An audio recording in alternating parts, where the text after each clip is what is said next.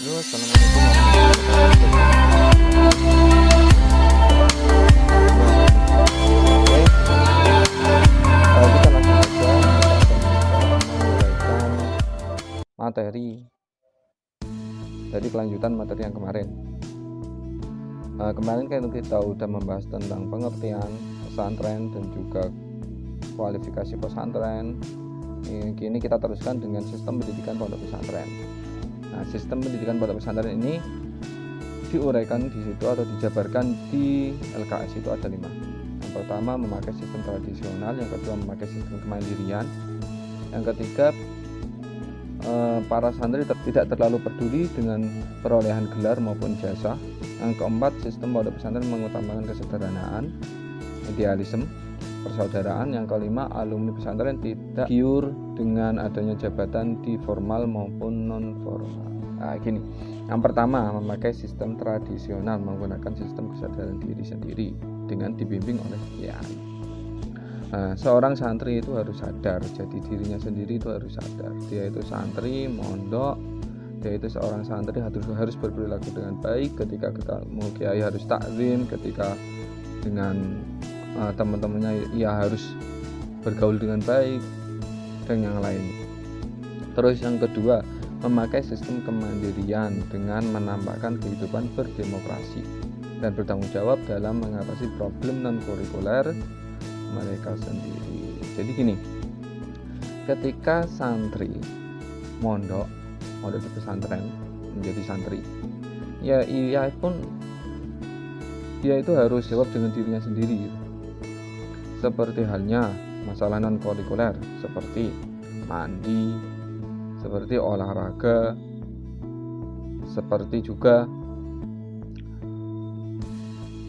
kayak kebutuhan-kebutuhan lainnya seperti makan, minum, itu ia harus berusaha sendiri. Terus yang ketiga, para santri tidak terlalu peduli dengan perolehan gelar maupun ijazah. Nah, ini identik dengan biasanya identik dengan santri-santri salaf. Santri salaf itu ini semboyannya itu ridhoka matlubi, ridhollah, artinya ridhoka matlubi itu ridhomulah yang saya cari. Kembalinya kepada siapa? Kepada Allah. Jadi seorang santri itu biasanya itu yang benar-benar santri itu tidak memperdulikan mendapat ijazah atau gelar atau apa, itu tidak memperdulikan.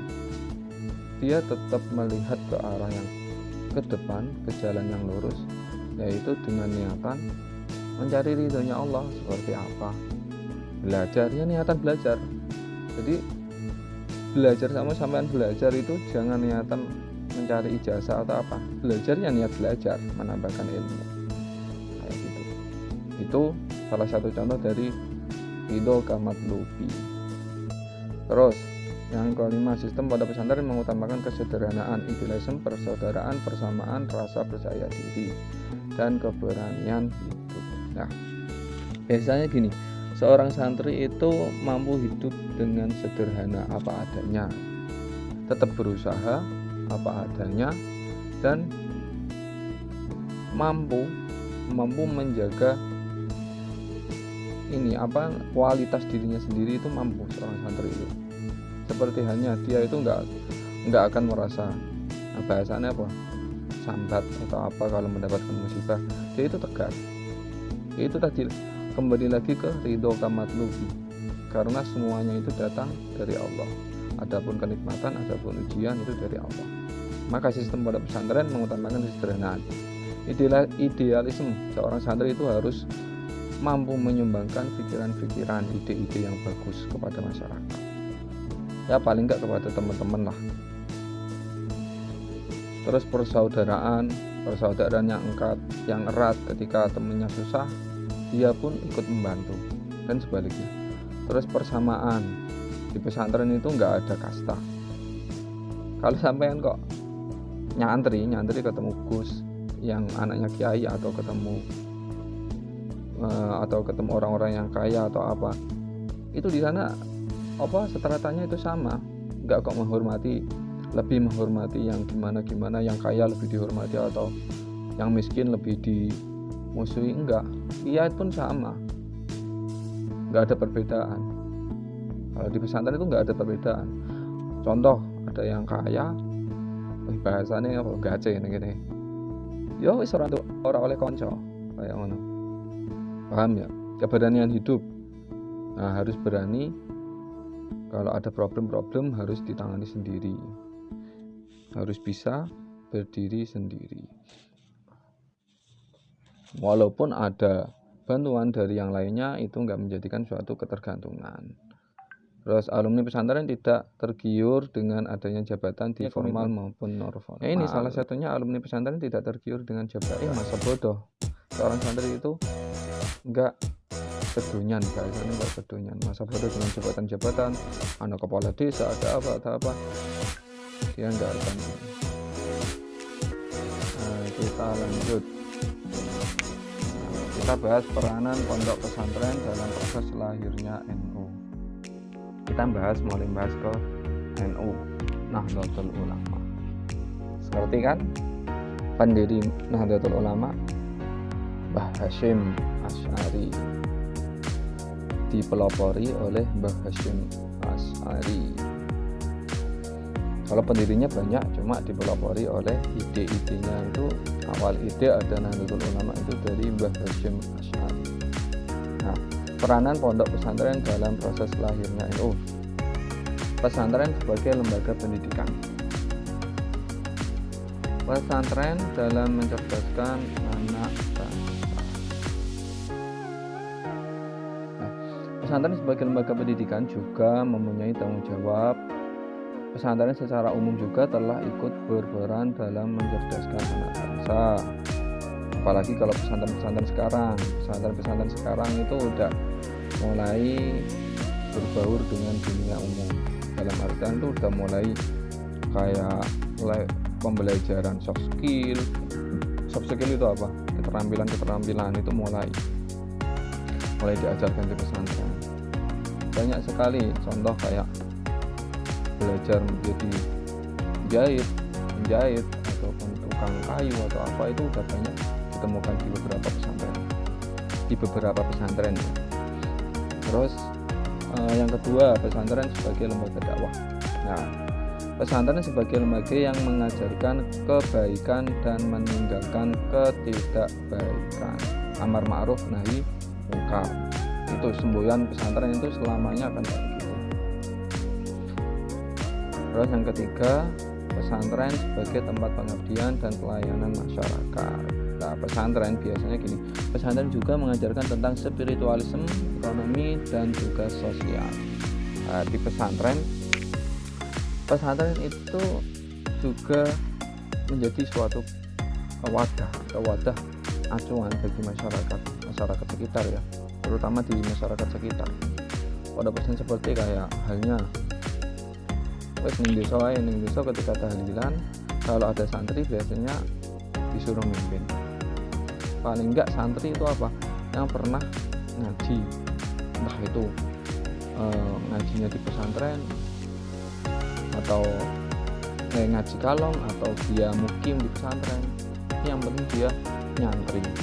Itu rata-rata santri, dan semuanya mungkin 100% itu yang memimpin tahlil itu santri, walaupun dia ngajinya ngalong itu apa? Pulang pergi dari rumah berangkat ke pondok, terus ke pondok pulang kayak gitu. Atau dari rumah datang ke kiai ngaji terus pulang, pasti pernah. Terus yang keempat, peran pesantren dalam proses lahirnya Nahdlatul Ulama.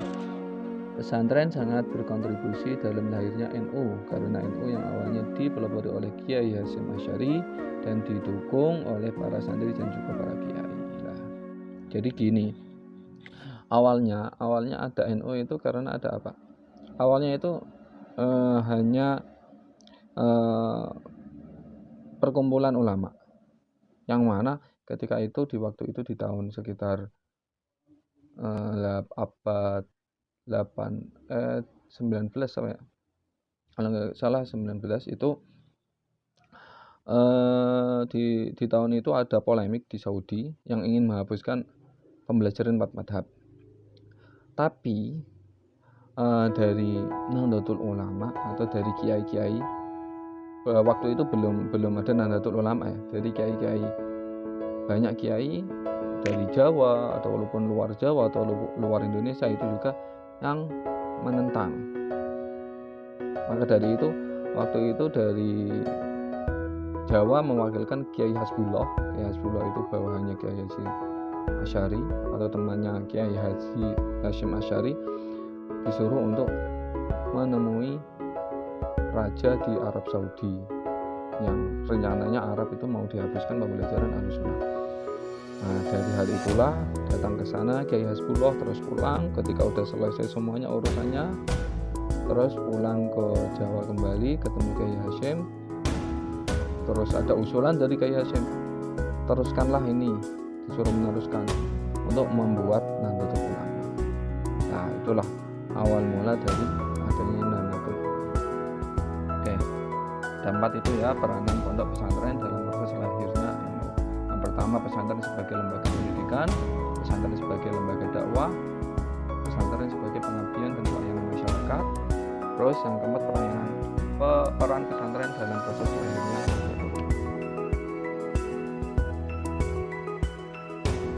Terus dinamika pondok pesantren. Pondok pesantren dalam perspektif sejarah lembaga pendidikan mengalami perjalanan sejarah yang panjang sejak sekitar abad 18 Masehi. Seiring dengan berjalannya waktu secara perlahan, namun pasti pesantren telah mengalami kemajuan, pertumbuhan dan perkembangan sejalan dengan dinamika masyarakat di sekitarnya. Ini menunjukkan pesantren mampu bersaing dan bisa memenuhi kebutuhan sebagai lembaga pendidikan di masyarakat. Itulah intinya dinamika pondok pesantren itu mulai dari dahulu yang awalnya lembaga seperti lembaga pengajian ya, atau hanya wadah pengajian, terus menjadi pesantren, dan sampai sekarang ada macam-macam pesantren, ada yang pesantren salaf, pesantren modern, dan pesantren apa kayak gitu. Mungkin itu yang bisa Bapak sampaikan. Terima kasih untuk semuanya. Pesan Bapak tetap belajar dan belajar, jangan malu untuk belajar, jangan susah untuk belajar, jangan juga putus asa dalam belajar. Insya Allah berkah, tetap semangat. Dari Bapak, wassalamualaikum warahmatullahi wabarakatuh.